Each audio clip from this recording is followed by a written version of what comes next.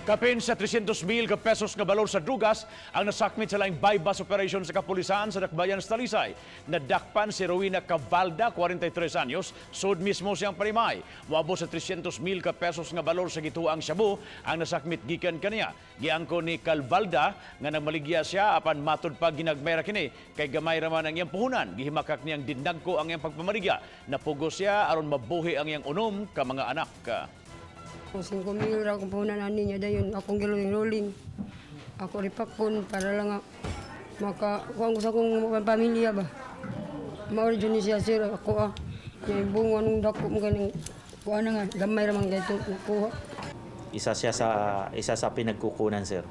Mapapansin ninyo, sir, na ngayon palaki ng palaki yung amount ng drugs na nakukuha natin, and we do believe na isa po ito sa mga indicators na kumbaga, sir, sa flow ng drugs is nahihit na natin, sir, pa konti-konti yung pipeline.